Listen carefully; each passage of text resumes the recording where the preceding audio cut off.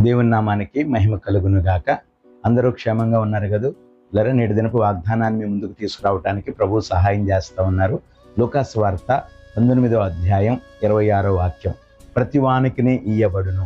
ప్రియదేవుని బిడ్డలారా, గమనించండి, మన ప్రభువును మన రక్షకుడైనటువంటి మన యేసయ్య మనకు కలిగినటువంటి తలాంతులను ఆయన కొరకు మనం ఉపయోగించగలిగినప్పుడు, ఆయన నామ ఘనత కొరకై మనం వాడగలిగినప్పుడు, ఆయన మనకు అత్యధికమైన ఆశీర్వాదాలను అనుగ్రహించే దేవుడై ఉన్నారు. నీకు కలిగిన దానికంటే రెట్టింపు ఇవ్వడానికి నా ప్రభువు నేటి దినాన్న సిద్ధంగా ఉన్నారు పిల్లరా.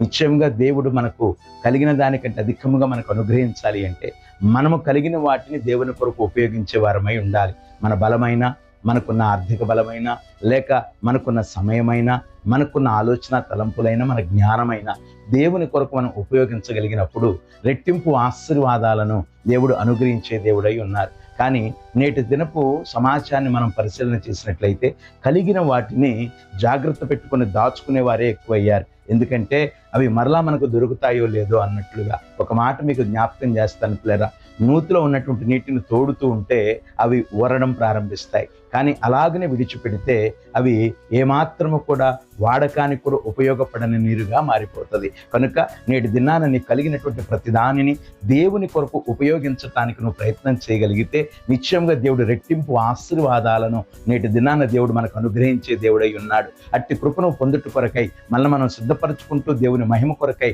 మనల్ని మనం అప్పగించుకుంటూ వాడబడదాం. దేవుని నామాన్ని మహిమపరుద్దాం. దేవుడు మనల్ని అందరినీ దీవించునుగాక.